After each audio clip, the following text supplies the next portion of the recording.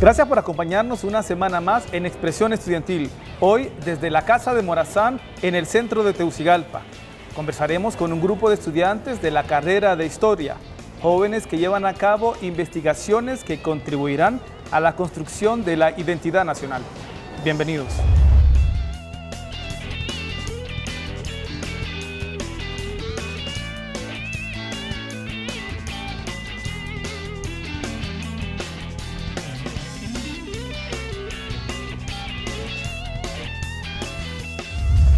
Hola, ¿qué tal? Mi nombre es Alejandro Calderón, estudiante de la carrera de Historia y soy parte del grupo de la transformación dual entre la Iglesia y Sociedad 1968-1983. Hola, mi nombre es Catherine Cerón, estudiante de la carrera de Historia y soy parte del grupo de investigación de los imaginarios subalternos en la construcción del Estado-Nación. Hola, mi nombre es Linia Espinosa, soy de la carrera de Historia y estoy en el grupo de investigación en el discurso de la nación de parte de la élite 1812-1842. Hola, mi nombre es Sergio López, soy estudiante por regresar de la carrera de Historia y pertenezco al grupo de investigación Transformación Dual Iglesia-Sociedad.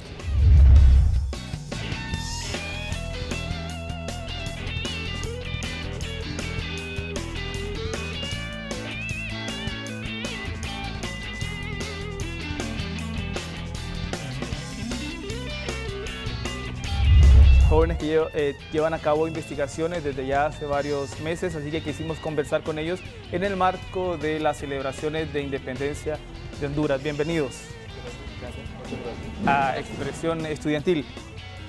Son dos grupos de investigación, ustedes representan a dos grupos de investigación, en total son como, Sergio, son como 23 estudiantes, más de 20 los que están involucrados en dos grupos de investigación. Sí, alrededor como 23.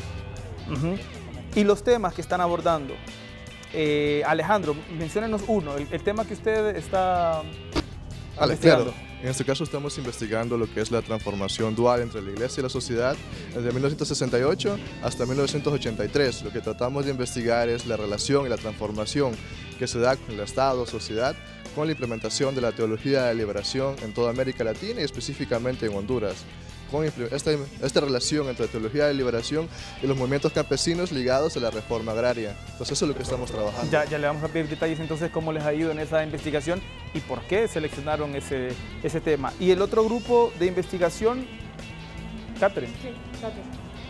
¿Cuál es el otro tema que están investigando? Pues nuestro tema básicamente se basa en una temporalidad de 1812 a 1842, precisamente hablando de la construcción del Estado-Nación. Y dentro de ese grupo nos dividimos en dos. Uno en el que yo estoy, que estudia los imaginarios subalternos, que cuando nos referimos a subalternos hablamos de mujeres, indígenas, mulatos, negros, que en ese momento participaron en ese espacio en el que se dio la independencia y de hecho en previos movimientos que se dieron a la independencia y posteriormente cómo estos grupos iban a participar en esta construcción del Estado-Nación. Ya decíamos nosotros que con estos temas, en esta investigación se contribuye a la construcción de identidad, la identidad hondureña.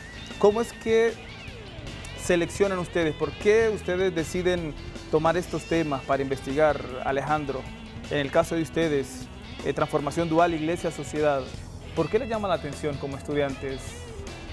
Bueno, en este caso se lleva un proceso de discusión entre los mismos estudiantes, la carrera, los docentes y ponemos una gama de temas y al final entre todos decidimos cuál es el tema que más nos gusta, nuestras temporalidades, porque cada estudiante tiene una inclinación indeterminada para un área, para la otra, entonces se discute y llegamos al consenso de estudiar un determinado tema. En este caso estudiamos siglo XX porque es un tema bastante complicado de entender y que en muchos casos en la historia rehuye de ello por la cuestión de la temporalidad. Es bastante cerca y los historiadores a veces tendemos a olvidarnos de los temas un poco recientes. En nuestro caso era hacer un aporte de cómo desde la historia, cómo podemos observar este tema, esa transformación y los cambios que se dan, cuestiones que solo se han estudiado desde la sociología o tal vez desde el derecho. Entonces nuestro aporte era desde la historia investigar este tema. Desde 1968 a 1983. Es correcto. Sergio está involucrado en este grupo. ¿Por qué en este periodo de 1968 a 1983? Y luego les pregunto, ¿qué han ido encontrando en esa investigación? ¿Qué es lo que más le ha llamado la atención? Bueno, primeramente como historiadores, al definir nuestra investigación, lo que hacemos es definir una temporalidad en la cual se produzcan dos puntos de quiebre que coincidan en cierto tema. Tanto 1968 como el 83 son quiebres de tipo político-religioso. El primero, en 1968, en la ciudad de Medellín, Colombia, se produce la segunda conferencia episcopal latinoamericana, en la cual se asientan las bases de lo que posteriormente sería conocida la teología de la liberación, en la cual la Iglesia Católica de América Latina, en su particularidad, decide optar por los pobres y olvidar aquella herencia que había recibido del pasado, en la cual ella se veía como una iglesia distante y ajena a los problemas del mundo. En este momento ya la iglesia entra y considera que el mundo es parte de sus necesidades, apoyando de diferentes maneras. Ya en 1983, con la elección del Papa Juan Pablo II, se produce un retroceso en la cuestión de la opción preferencial por los pobres.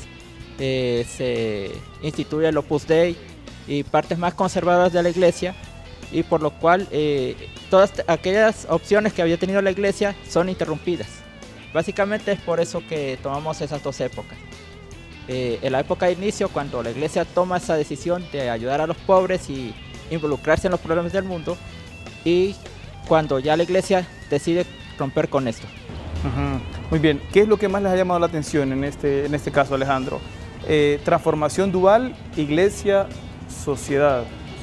Bueno, en este caso lo que más nos ha gustado trabajar es, trabajamos una metodología de la historia oral, porque es un tema bastante reciente, hace menos de 40, 50 años, entonces buscamos básicamente a personas que han vivido en esta época. Elegimos 4 centros, no lo había mencionado, elegimos por ejemplo lo que es Choluteca, elegimos Olancho, Santa Bárbara y el departamento de Lloro. Entonces, ¿ya han viajado ya? Claro, hemos hecho distintos viajes a los 4 lugares, y lo que tratamos es ir con las personas que vivieron esta época, la represión que se vivió en el momento. En muchas ocasiones, como por ejemplo en Olancho hubo asesinatos, la Talanquera, los Horcones, igual pasó en Santa Bárbara. Entonces la idea es ir con estas personas que vivieron estos eventos y que de alguna forma forman parte de la historia de su ser. Entonces ir a entrevistarlos y conseguir a través de ellos la historia que tienen, su experiencia de vida, y plasmarla en la historia, en las páginas de la historia. También utilizamos mucho lo que son los periódicos, la prensa, porque nosotros no tenemos mucho acceso a archivo de esa época. Es bastante reciente, entonces nuestra metodología es bastante buscar la historia oral y los periódicos del momento, el diario El Tiempo, el Heraldo, todos esos diarios que estaban en el momento. Algo que se me había olvidado mencionar es que nuestra investigación como tal se estructuró en 4 capítulos distintos. El primer capítulo lo titulamos las causas y análisis de los documentos de Medellín y de Puebla, en los cuales se sientan las bases de la teología de la liberación. El segundo capítulo lo titulamos Cómo las órdenes religiosas de los 4 lugares donde hizo mención Alejandro tomaron estas influencias de la teología de la liberación y la aplicaron dentro de su contexto. En el tercer capítulo es relacionado con la reforma agraria, el cual parte de ahí la dualidad de nuestra investigación. Cómo las órdenes religiosas aplicaron la teología de la liberación y a su vez fue aplicada dentro del proceso de reforma agraria. Y el último capítulo tiene que ver con las cuestiones de cómo la teología de liberación fue interrumpida en el caso de nosotros. Ahora me vengo a este lado para que ustedes nos cuenten sobre su investigación, el por qué escoger este tema y qué tal ha sido la experiencia hasta ahora, Livne. Para retomar un poco acerca de la temática y temporalidad, a pesar de que estamos en la misma temporalidad de los 2 grupos, tratamos de mostrar visiones diferentes de ese momento. Por ejemplo, ella hablaba de la élite y nosotros hablamos de los grupos subalternos. Entonces nuestro interés por ese tema va desde la relevancia que tiene el tema y el vacío historiográfico que hay acerca de estos grupos. Porque, por ejemplo, se ha hablado de un Valle, de un Francisco Marazán, de un Dionisio Herrera dentro de la historia de Honduras, y eso lo sabemos muy bien. Pero entonces nosotros nos preguntamos en ese momento, ¿qué pasa con las demás partes de la sociedad? ¿Qué pasa con las mujeres? ¿Qué pasa con los indígenas? ¿Qué pasa con los negros? Entonces ahí es donde parte nuestro interés por saber ese imaginario de todas estas personas y cómo ellos iban a participar en esa construcción del Estado-Nación. Es por eso que nosotros, dentro de nuestro problema de investigación, van preguntas como de qué aportes hicieron esos grupos subalternos en la construcción del Estado-Nación, cuáles fueron las manifestaciones que hubieron dentro de esa temporalidad, y finalmente nosotros hacemos una comparación entre el imaginario subalterno y los grupos de la élite, porque nuestra idea al final es llegar a una conclusión en que nos permita decir qué tipo de Estado-Nación se empezó a construir. Y en cuanto a su pregunta de lo más difícil, yo creo que en este momento sería como el mismo vacío historiográfico de encontrar pocas fuentes, de que el tema no se ha trabajado mucho y mucho menos comparando a esos dos grupos que en ese momento tuvieron una participación muy importante. Y creo que también sería la cuestión de la facilidad de nosotros como estudiantes para lograr hacer la investigación, tanto de aspectos económicos como de institucionales de la universidad, y del apoyo en general que podemos recibir nosotros como estudiantes para lograr nuestra investigación. Fuimos al Archivo General de Centroamérica de Guatemala,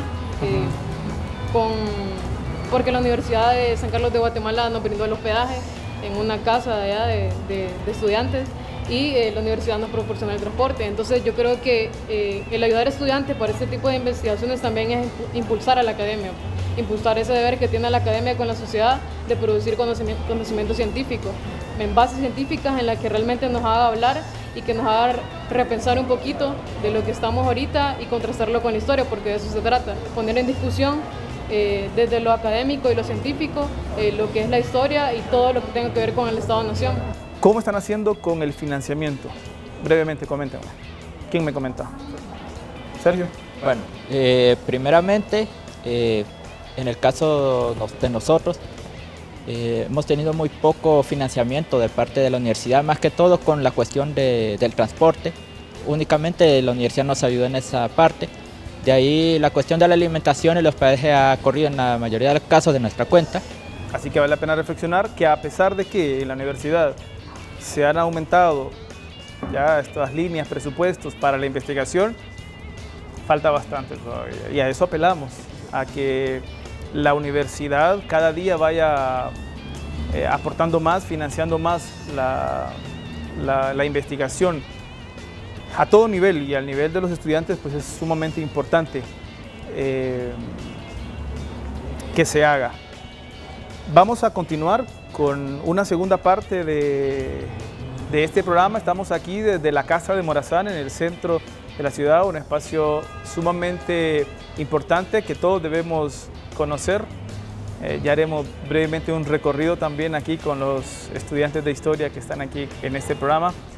Vendremos desde otro espacio para seguir analizando con ellos temas relacionados a esta investigación y otras consultas que les queremos hacer relacionados con identidad nacional, con el tema de la independencia, aprovechando las celebraciones en el mes de la patria. Quédense con nosotros, le dejamos con este espacio y ya regresamos aquí en Expresión Estudiantil.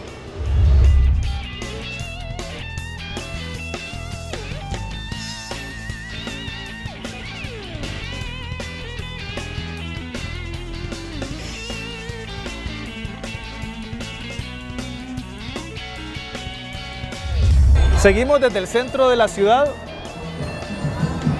con este ambiente festivo, tambores como nuestro fondo ahí.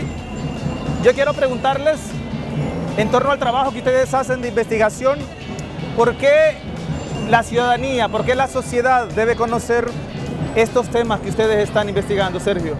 Bueno, primeramente porque observando la política coyuntural actual, se observa como a la Iglesia Católica como una iglesia de élites que apoya a los sectores conservadores del país, pero hubo un tiempo en el cual la iglesia realmente se involucró e incluso ofrendó muchos mártires hacia las causas más nobles de los pobres, para que los pobres, los campesinos, las mujeres, los sindicalistas tuvieran acceso a la tierra, acceso a la educación, acceso a que fueran escuchados y que fueran iguales ante la sociedad, porque todos somos iguales ante Dios, entonces todos tendríamos que ser iguales ante la ley. Conocer como ciudadanos, la ciudadanía en general, estos temas que ustedes investigan.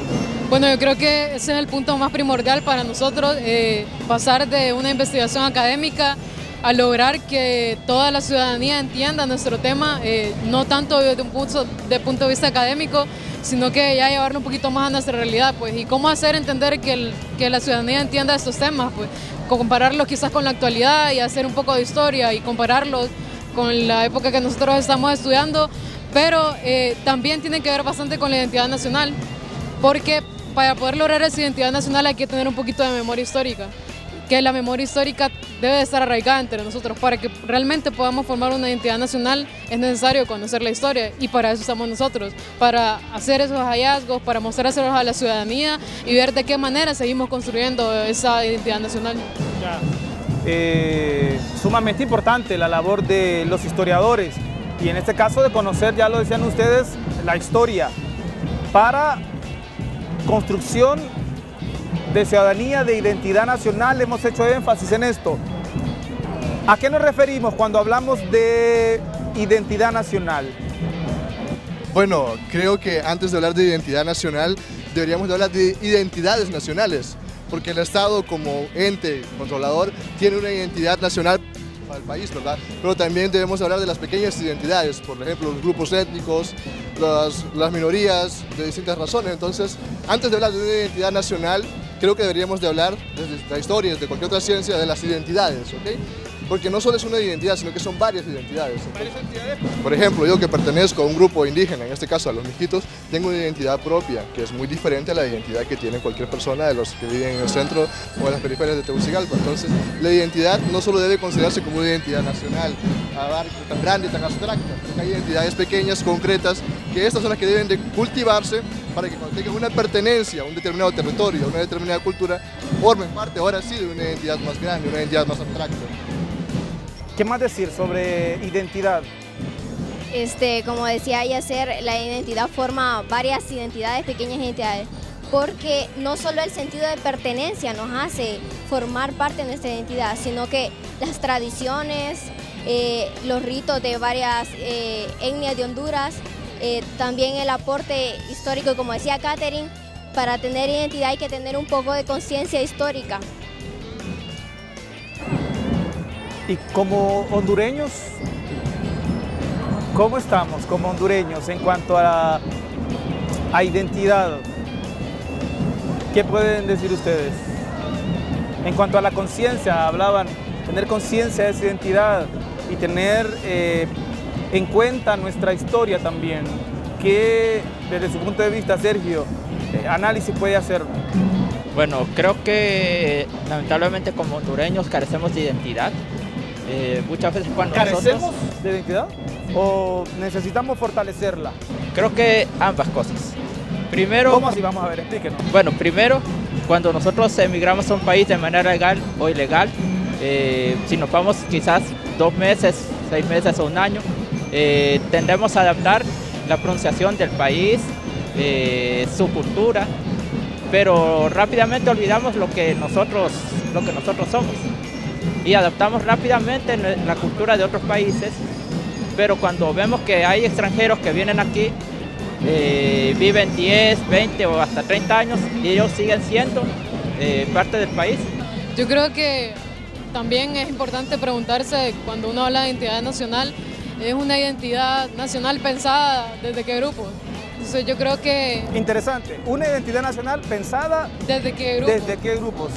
Por ejemplo, cuando hablamos de la independencia y, por ejemplo, en nuestro tema de investigación, sabemos que la identidad nacional y qué iba a conformar la identidad nacional estaba pensada desde un grupo de intelectuales, pero que querían homogeneizar a la identidad nacional en un solo grupo. Entonces, ahí va nuestra pregunta, ¿qué pasaba con esas demás identidades nacionales que eran parte también del país, del territorio en ese momento?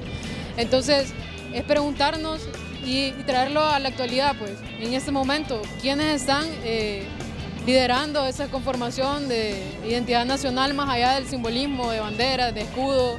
Si realmente se toman en cuenta todas las partes que son la sociedad hondureña para poder construir esta Estado-nación. Cuando hablamos de la identidad específicamente, cuando hablamos del 15 de septiembre, la fecha de independencia, hay que tener en cuenta que esta independencia se da desde arriba. Una independencia planeada desde arriba con una concepción muy elitista. Entonces, cuando hablamos de la independencia y la identidad para Honduras, específicamente, muchos, digo, la mayoría no tienen una conciencia histórica como tal, entonces para ellos la identidad es una fecha, hasta ahí nomás, ¿ok? No tienen una pertenencia al evento, al momento histórico, entonces no hay una identidad como tal para la celebración de lo que son las fechas patrias. Claro, el gobierno del Estado ha intentado fortalecer las cuestiones cívicas para crear una identidad como hondureños, como pueblo hondureño, pero hay que tener conciencia histórica para crear identidad. Primero tenemos que tener conciencia histórica y pertenencia histórica, cuestión que no pasó con nuestro hecho de hito de la independencia como el 15 de septiembre, que fue una identidad desde arriba, una independencia desde arriba hacia las masas. Las masas en ningún momento supieron o lucharon por su libertad. ¿Qué reflexión pueden hacer ustedes sobre el papel del Estado y el papel de la academia en esta última reflexión que ustedes hacían tan interesante sobre la identidad? No sé si Catherine o Livni quisiera mencionar algo sobre el papel del Estado como tal y podríamos decir de la academia. Bueno, básicamente el Estado casi no se preocupa por estos temas y más la investigación.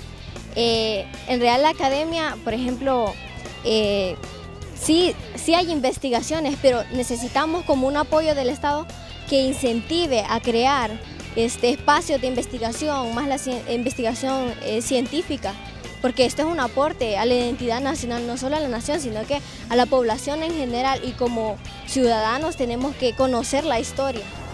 Y como en cuanto a, hablamos del Estado, hablamos de las instituciones del Estado, el gobierno, por ejemplo, Catherine, ¿cuál sería la responsabilidad de los gobiernos, quienes van llegando a las instituciones estatales y que tienen que ponerle atención a esto, ¿verdad? Y tener proyectos, pensar en Honduras no en función de 4 años. Yo creo que más allá, como decía usted, de un plan de nación, de momento, creo que hay que ver no solo las necesidades momentáneas, sino que ver más allá y ver hacia dónde va el país y ver hacia dónde va la ciudadanía y ver qué tipo de necesidades tiene la ciudadanía. Entonces ahí es donde entramos en el punto de la participación ciudadana dentro de esa construcción de identidad nacional y la importancia de escuchar a todos los sectores, de saber qué es lo que se quiere o qué es lo que se necesita. Entonces el Estado está meramente para contribuir a esa facilidad de construcción de la identidad de la nación, pero desde una realidad ciudadana, no de una realidad impuesta desde arriba. De las celebraciones de septiembre, ¿qué les gusta y qué no les gusta? ¿Qué nos gusta y qué no nos gusta? ¿Ah?